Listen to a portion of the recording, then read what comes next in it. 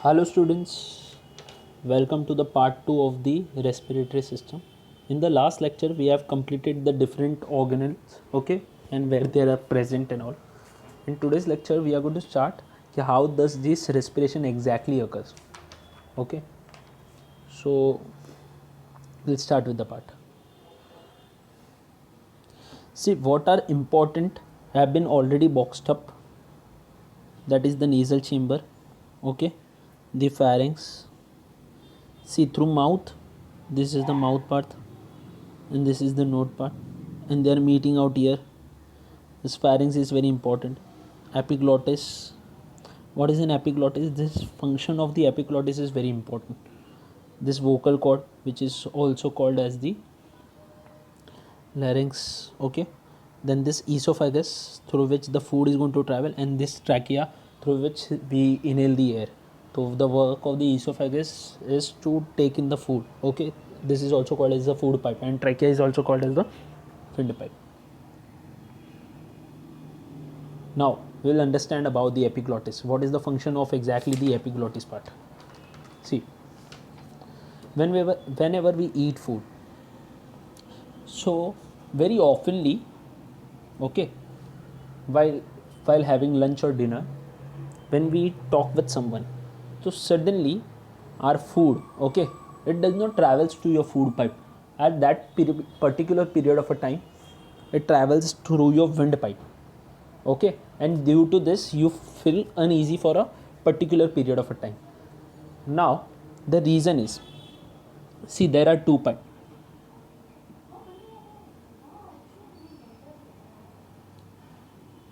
Food pipe and a windpipe. Food pipe and a windpipe. Suppose this is wind and this one is the food pipe, which is called esophagus.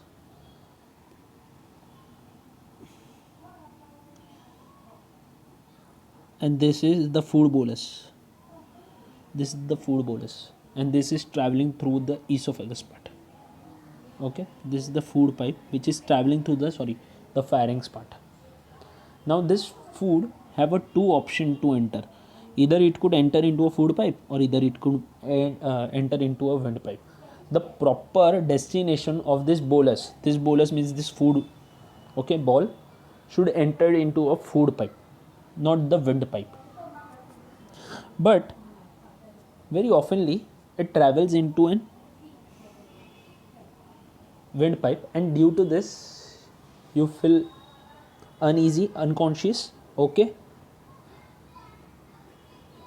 But there is a flap which is present out here, and this flap is nothing but the epiglottis. Due to this flap, see, whenever we in a normal 24 hours, see, we eat like three times, okay, lunch, dinner and breakfast. Due to this, during this periods the food pipe is open, so food usually travels through this part only. But most of the time this food pipe is closed, because see, 24 hours you don't eat, but for 24 hours you breathe. So this, the function of this epiglottis is very important, okay.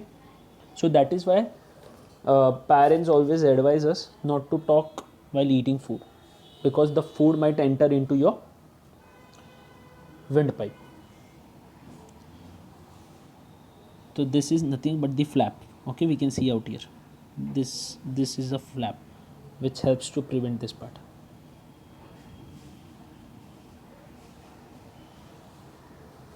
Now this is an gaseous exchange of the alveoli.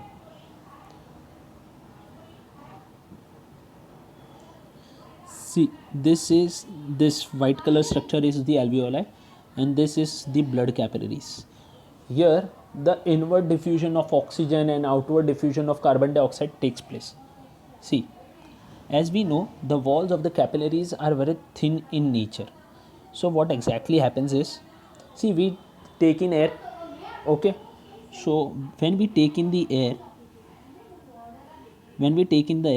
it travels into the alveoli part. It moves into the alveoli part, and from this alveoli it get transported inside this capillary. Okay, the oxygenated blood gets travel inside your alveoli part, and when this oxygenated blood, okay, the oxygenated blood which is present, okay, in this capillaries, see this capillaries get moved through this plasma, which is nothing but your liquid part of the blood, and this oxygenated is taken by this RBCs, and this RBCs helps to transport the blood to each and every part of the body through this pulmonary artery out here.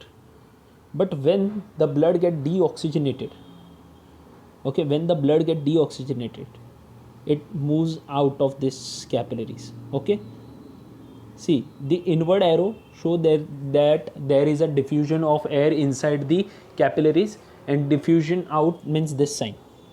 This is showing that the air is moving outside, and through this alveoli only reverse happens. Okay, this is an inhalation process which moves in, and this is an exhalation process, it means moving out of the carbon dioxide.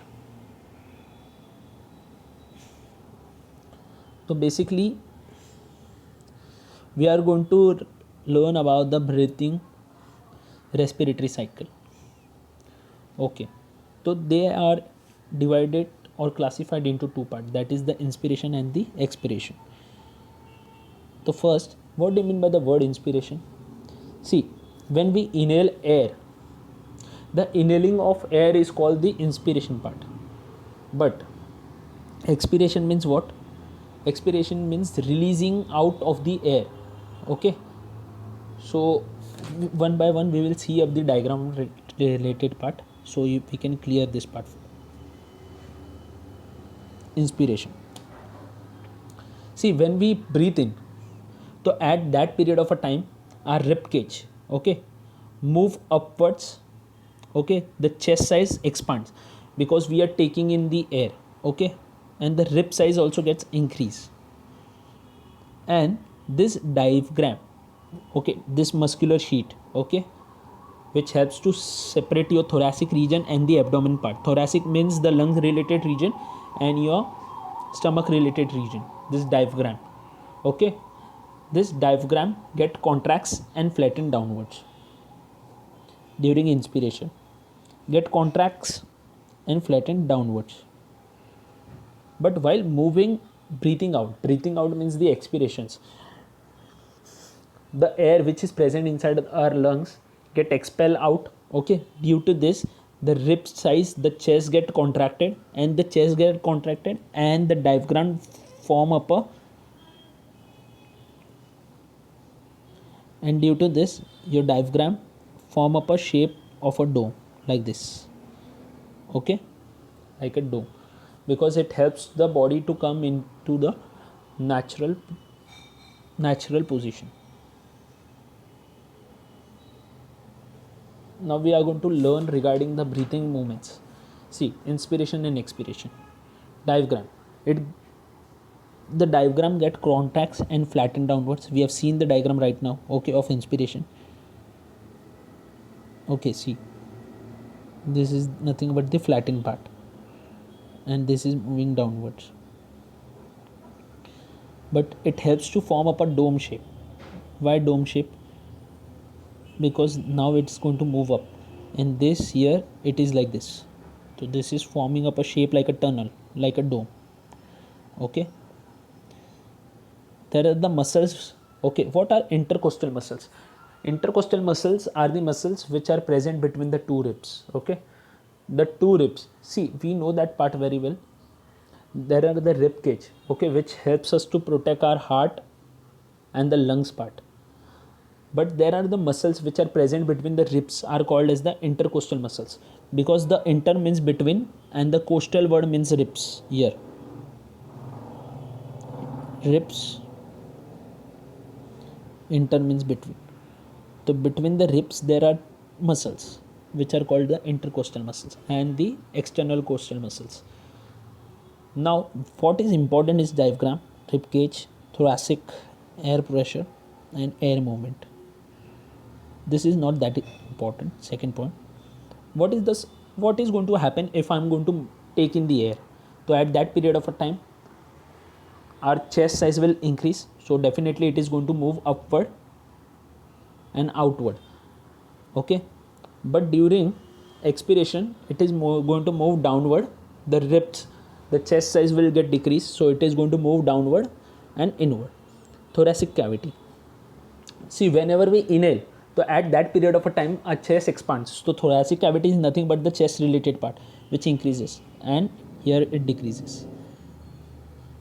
Air pressure.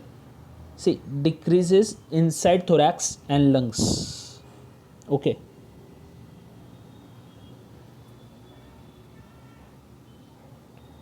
Decreases inside the thorax and the lungs. Air pressure. Suppose I give you an example of a diffusion. What is a diffusion? Diffusion means moving of the molecules from the higher concentration region to the lower concentration. Okay, suppose now I'm going to make up lungs. Suppose there are two molecules out here. So inside these lungs, there are very few molecules of air. But here, the outside air contains a lot amount of the air molecules. So what is the function?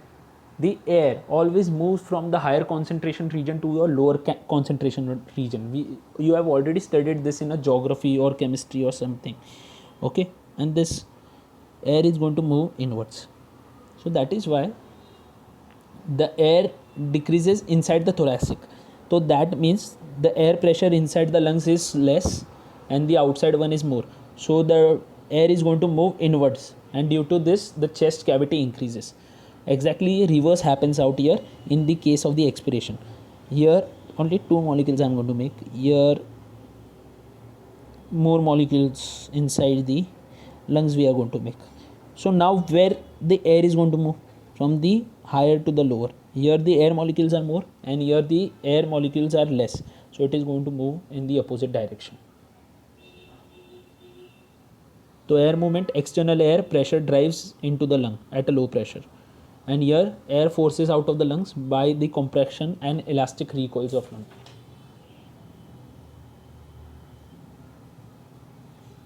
Now capacities of the lungs.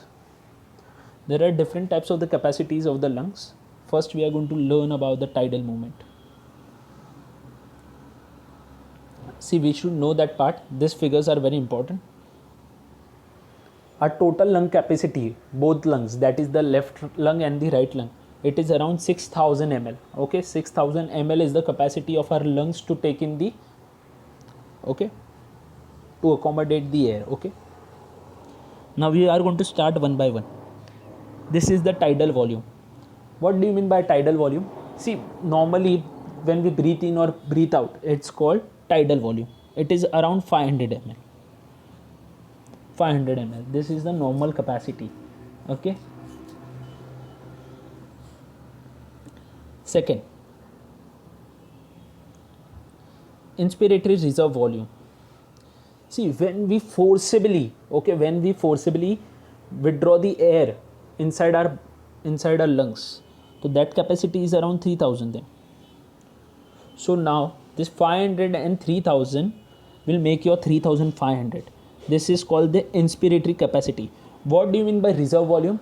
The maximum amount of air which we can withdraw is 3000. And what is inspiratory capacity? The total amount of the capacity, okay, which is now become 3500. Now expiratory reserve volume. What is expiratory reserve volume? See, the forceful air which get withdraw from the lungs is around 1000. Okay, reserve, because this is reserve. Now this inspiratory capacity and this expiratory reserve volume together constitute 4500. Okay, 4500. What is the total capacity of the lung? The total capacity of the lung is around 6000.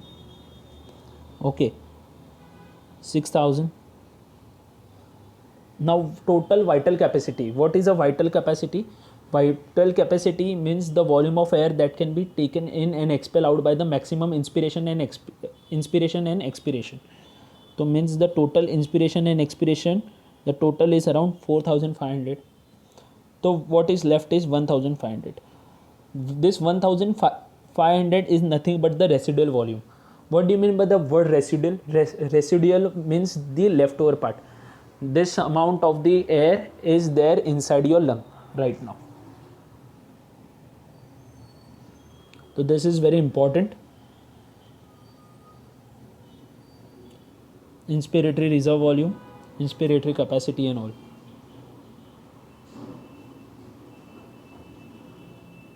Why people on higher altitude face difficulty in breathing? The common sense. See, we'll understand. Suppose this is a hill and this is a plain surface. The people who lives on a normal plains and the people who lives at a very high altitude. Altitude here means the height, okay?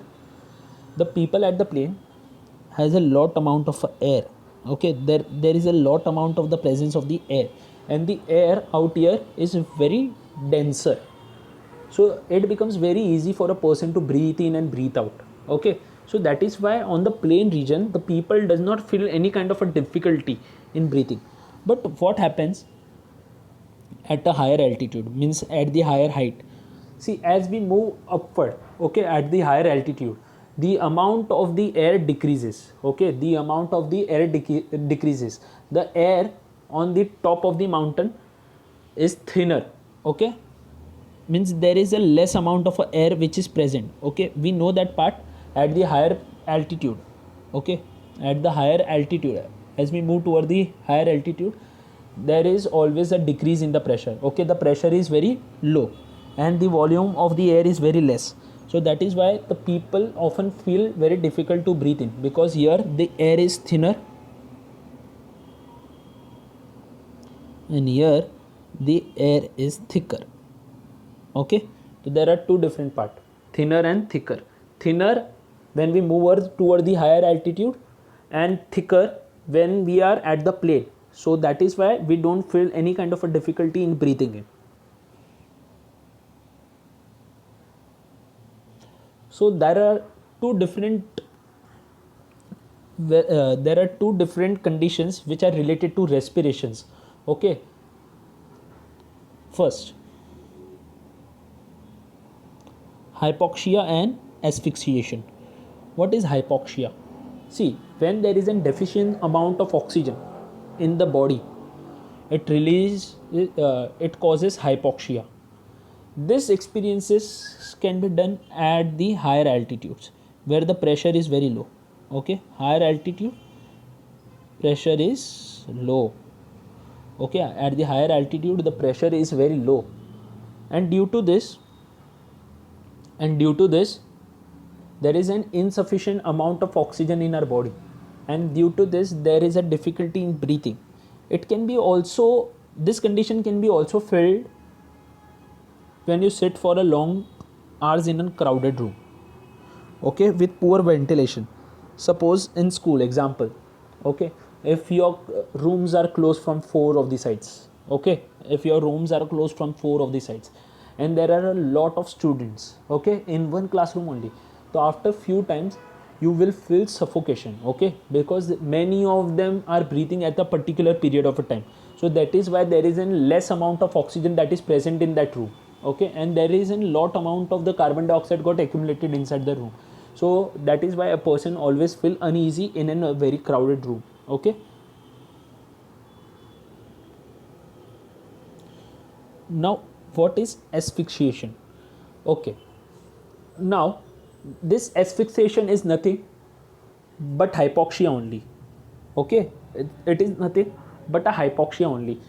But asphyxiation, in this condition the blood become venom.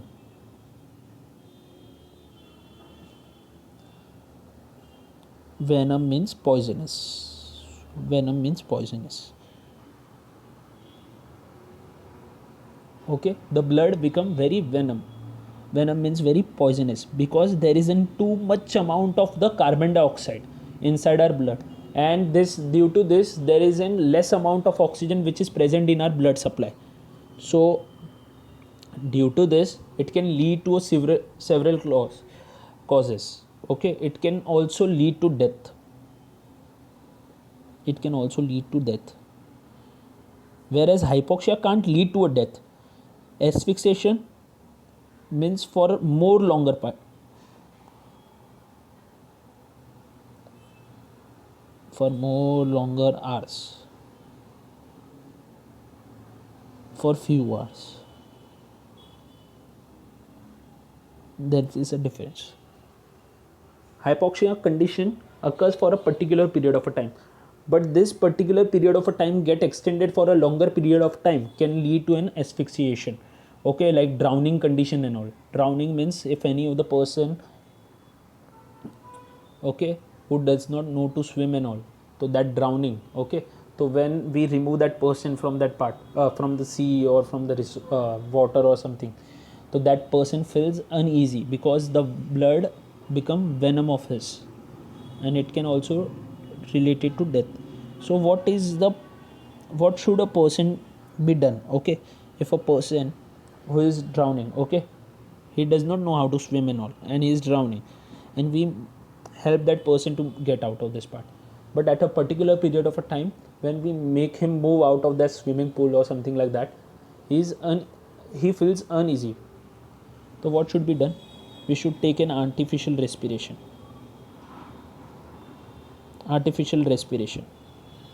Okay, we can give him the artificial respiration so that he can quickly get recovered through that asphyxiation. So thank you, students. This was the part 2 of the respiratory system.